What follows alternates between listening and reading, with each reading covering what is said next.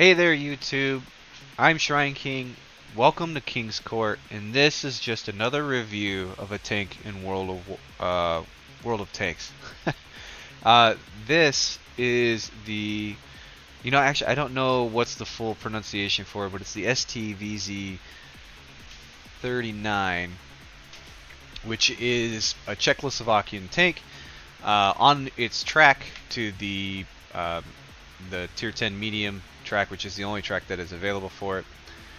So if you've watched previous videos, you know that this is a review and a guide. I will cover pros, cons, and general gameplay of the tank to try to get best performance out of it. Also let you know if it's worth you getting into or if it's something you're going to be interested in. So right out the door, we'll get into pros. So at the Tier 4 and below, it's a little hard to judge pros and cons, so all I'm really going to do is just give a general gist of how it plays, simply because not everyone really has 100% crew at these tiers. So as you can see, mobility is not very great, but what I will get into is overall pro is it does have a decent gun for the lower tiers, and it can get up to a certain mobility, which makes it kind of decent, and it has good depression. But honestly, when it comes to the lower tiers, there really isn't a lot you're going to see that feels in the pro side. It really just generally comes out to be kind of like cons. So the cons to this is obviously there isn't really good angling on it at all, which means most shots that are going to it are probably going to hurt. It obviously won't have very good camo, it won't have very good view range, and so on and so forth. The list just keeps going.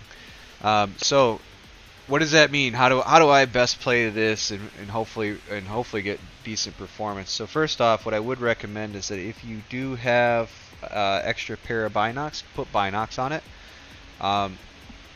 You're going to want to make sure to use the landscape to your advantage as much as possible. What I mean with this is you want to try to use as many bushes and trees and so on and so forth to help obscure the view to you. So that way, most people, they're under the idea that, if you had these bushes in the way and stuff like that, you can't really see.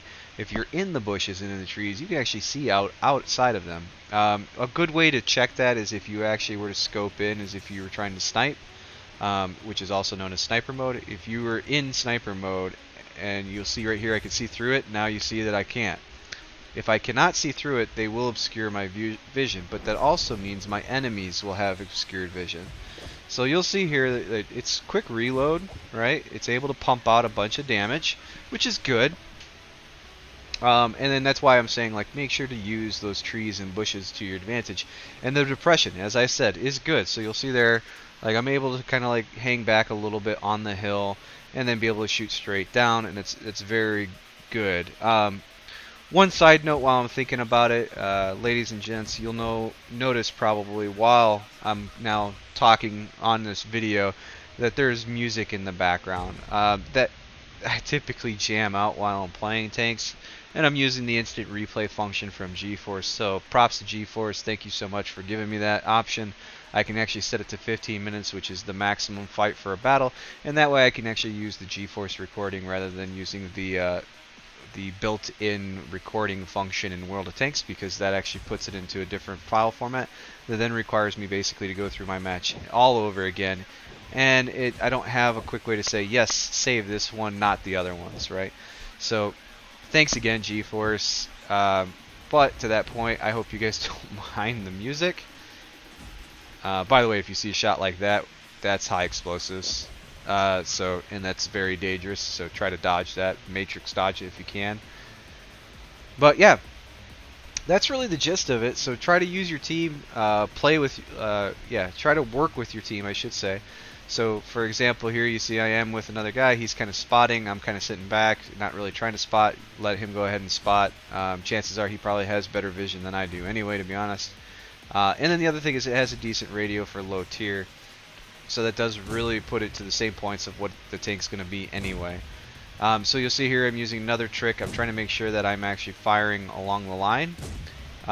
Shells at this tier are pretty cheap, and mine as well, right? So I actually scoped out so that I can actually see where I was aiming. And I'm seeing there like that guy is actually on the other side of the railroad track, so I can't really do anything.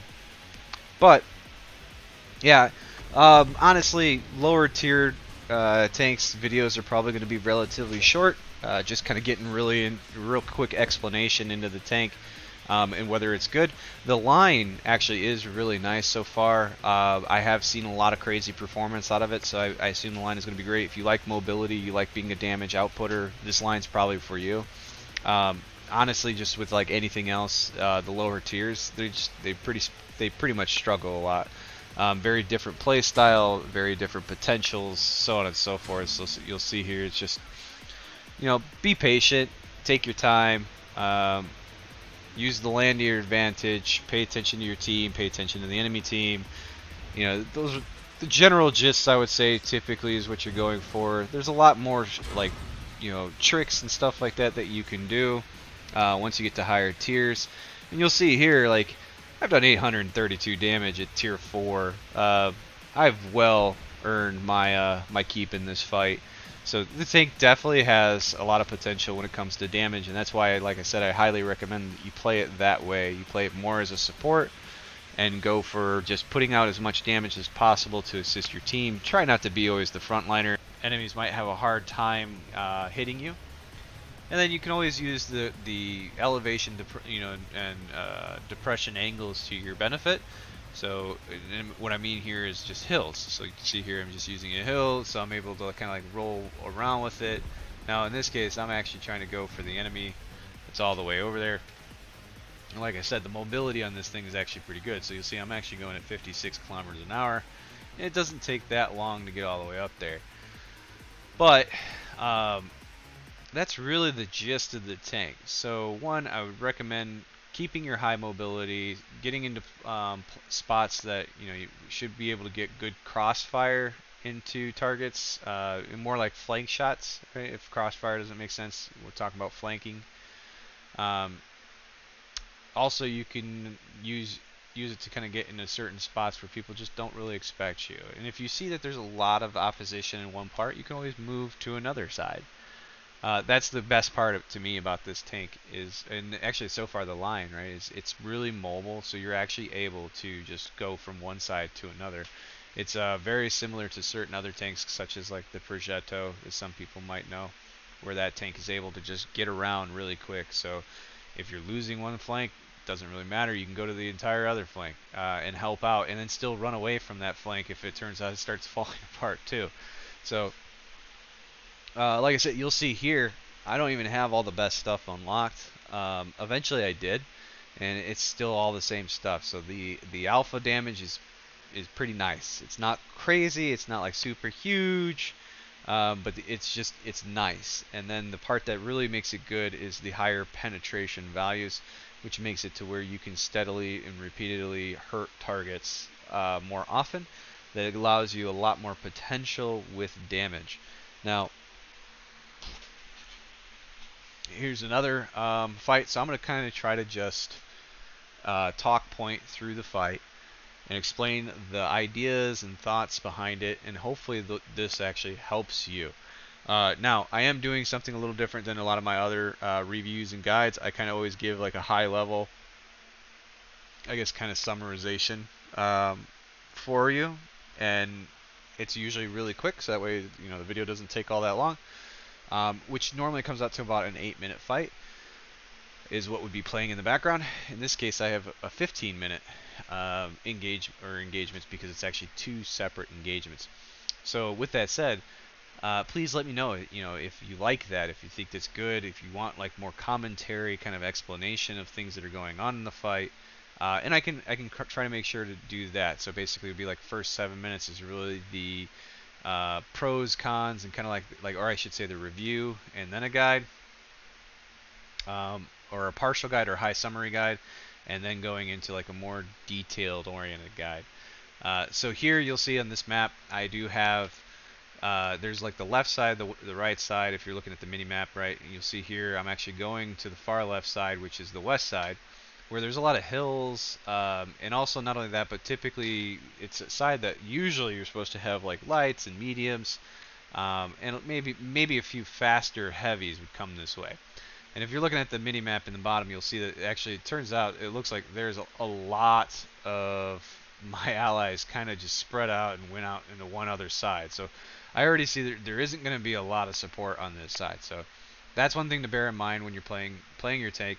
Just pay attention to that mini map. Kind of make sure to see, hey, you know, is it like, is my team there? Can I really rely on support? Should I be hitting that T key to let people know, hey, shoot this target? Well, in truth, in this case, there's no real point because I don't really have enough people here to shoot the target, so not really that great. But again, like the angling for this, the accuracy on the gun, especially at this distance, right? And then the aiming, or yeah, the aim time, and then also the mobility, being able to kind of roll up, take a shot, roll back. You'll see here I'm using it to the best of my potential here. So, and I'm using the slant of that hill to my advantage, so that way I'm not really showing a lot of me. Maybe a little bit of my turret, that's about it. You'll see here I'm doing what I can to try to pick out where I can. And like I said, the radio is pretty good on this thing, so you can see it's actually able to go there. And then here I'm noticing, oh, well, apparently not, now I have someone firing from the other side there. So here I'm just trying to keep him spotted, right? So bear in mind, not all spotting requires that you actually just be looking at the target. If you're close enough to the target, you can actually keep them spotted by proximity, right? Because if you're too close to the target, you'll automatically be spotted, no matter what.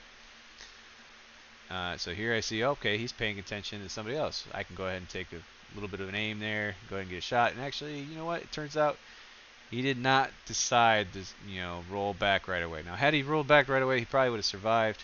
That was kind of shame on him, but he probably wanted to make sure he got some of that damage in. So here again, I'm like, well, I can go ahead and roll out. I know there's a T-67, take that shot, roll back. And again, like the guy that I was keeping proxied, well, he's now dead. So my team actually was able to help me and get a shot on him. And I see here, well, look at the minimap, right? Well, it looks like there's only like 2, maybe 3 bad guys over here, at least that I know of. There's maybe 2 farther back, but that hill that they were using as like their engagement point, I'm pretty sure it's kind of lost. Now, here's that same T-67, right? He's rolling up. Now, bear in mind, the video I'm talking about, this is a 4v9 here, right? So like we've only killed 4 people. They've killed 9. I actually have killed one of them. Now I'm sorry, 10. So things are not going good, right? That side that had the most of our players, turns out that side also lost the most because they were all there. That is one thing to note. In case there's an event that maybe it's not bots, maybe it's all players. Please bear in mind, players, if you all go to one side, you are actually making it to where it's a lot easier for people to shoot you because it's making it target rich. And sadly, especially if it's somewhere where it's kind of closed quarters and stuff, which most likely was happening over there, more often than not, you're probably blocking someone's shot than actually making sure to get shots out. What people do is kind of like this, where they're focused in and sniping. They don't see the people around them. They're not actually going to scroll out and check around and stuff like that. You'll see I typically scroll out and check around and kind of see what's going on. Most people don't necessarily do that, so what ends up happening is if you're in larger groups, you block shots pretty often. That, or make it even worse, you actually take a shot from your friendly into you. So you'll see here again, like I said, the full aspect of this tank, right? It's damage output. It's able to put it out there. 1,300 damage for a tank that's only got like maybe 500 hit points. That's pretty awesome. So this line definitely is worth it. It's so far has been a lot of fun. I do know as you get farther along, it does start getting into auto loading, and it actually has a much higher damage potential, but it's still the same thing. It's very fast with good damage potential, but everything else is still, like I said, kind of mediocre. So again, this is gonna kind of finish up, and then you'll see the results. And I hope you guys really enjoy this. And please let me know what you think. Like, subscribe, and then I'm looking forward to you watching the next one.